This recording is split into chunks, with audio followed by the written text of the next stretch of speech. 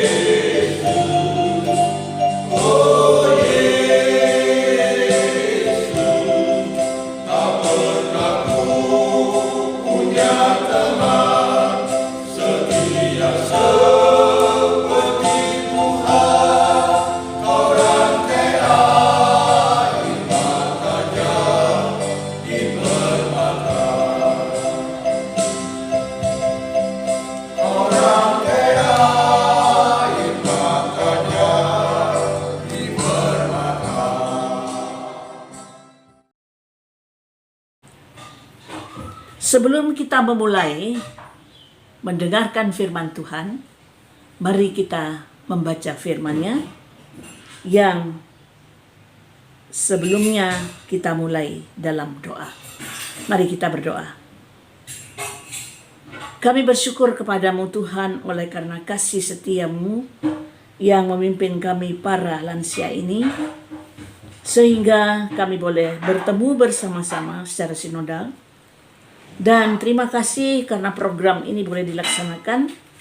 Kami mohon Roh Kudus sendiri hadir bersama dengan kami, sehingga firman Tuhan yang dapat kami baca ini menjadi pedoman hidup di dalam melangkah di kehidupan ini. Terima kasih Bapa, berfirmanlah, karena kami siap mendengar. Amin. Kita akan membaca firman Tuhan di Minggu Adventus ketiga ini dari kitab Yeremia 31 ayat 31 sampai 34 yang demikian firman-Nya. Sesungguhnya akan datang waktunya. Demikianlah firman Tuhan. Aku akan mengadakan perjanjian baru dengan kaum Israel dan kaum Yehuda. Bukan seperti perjanjian yang telah kuadakan dengan nenek moyang mereka pada waktu aku memegang tangan mereka untuk membawa mereka keluar dari tanah Mesir. Perjanjianku itu telah mereka ingkari, meskipun aku menjadi Tuhan yang berkuasa atas mereka. Demikianlah firman Tuhan. Tetapi beginilah perjanjian yang kuadakan dengan kaum Israel waktu itu. Demikianlah firman Tuhan. Aku akan menaruh Tauratku dalam batin mereka dan menuliskannya dalam hati mereka.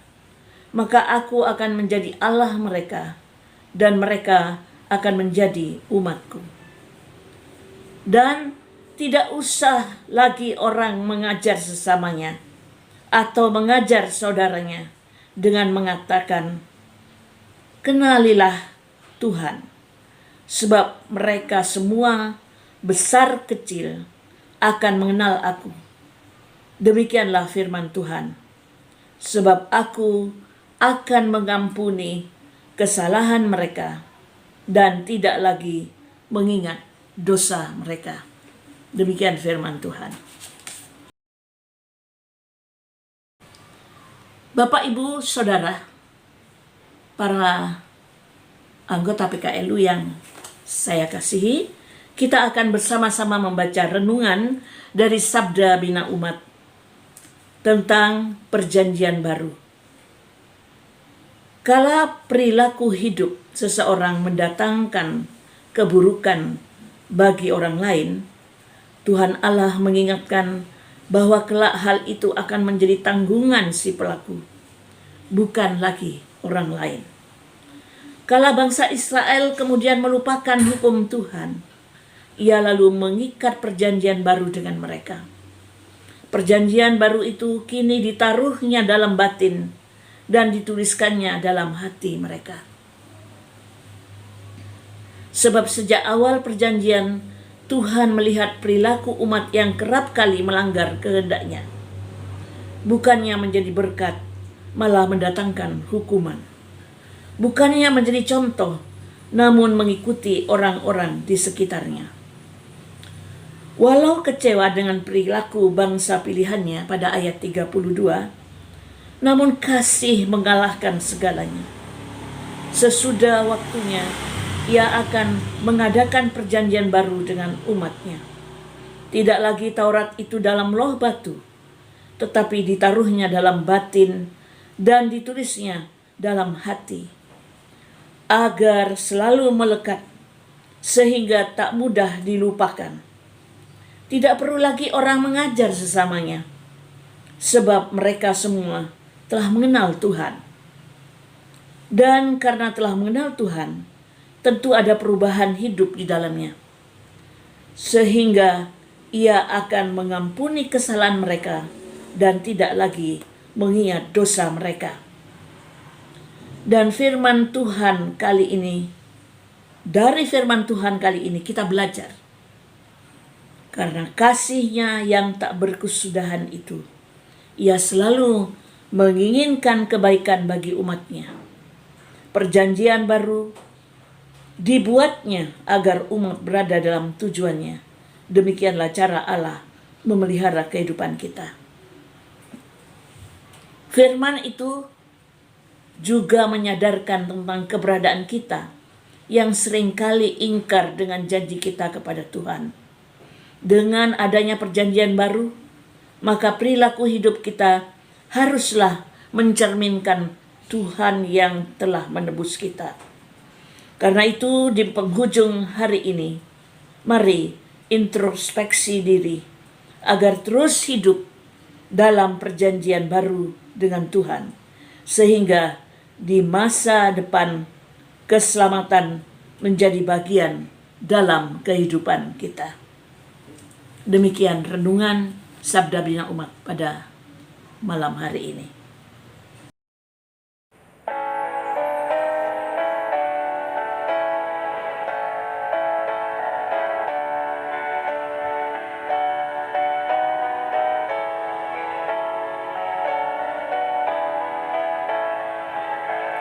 Maukah kau setia pada Tuhanmu, satu dengan Dia dalam doamu.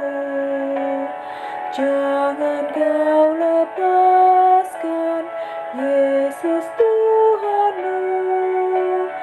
Dialah penolong dan penjagamu. Jangan kau lepaskan Yesus Tuhanmu.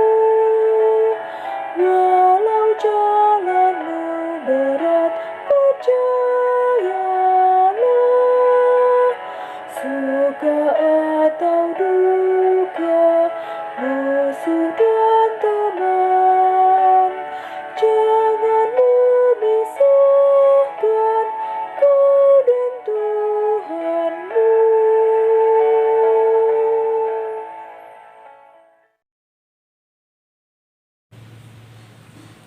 Mari Bapak Ibu,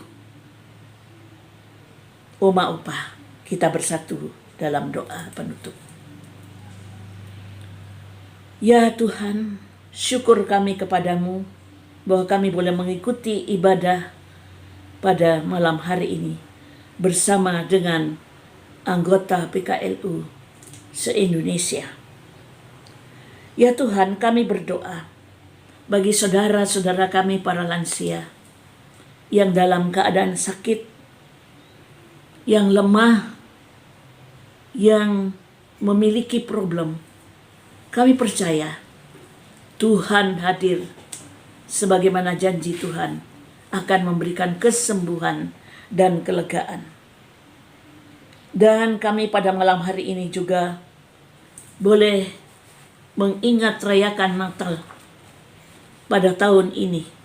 Biarlah kami sungguh-sungguh mendapat kekuatan dari tahun ini untuk di penghujung tahun ini untuk melangkah di tahun 2023. Kami berdoa untuk PKLU secara sinodal. Kami berdoa untuk sinode. Kami berdoa semua saudara-saudara kami. Kiranya mereka juga dapat melayani Tuhan di bawah pimpinan dan kasih Tuhan. Ya Bapa, terima kasih. Dengarkanlah doa kami dan kuduskanlah kami. Karena hanya di dalam nama Tuhan Yesus yang penuh dengan kasih dan kuasa kami berdoa. Amin. Bapak Ibu, Oma-Oma, Oma-Opa, terima kasih. Kita sudah bersama-sama pada malam hari ini dipersiapkan mendengarkan firman Tuhan bersama dan kita belajar bersama. Kiranya Tuhan memberkati kita semua. Selamat malam.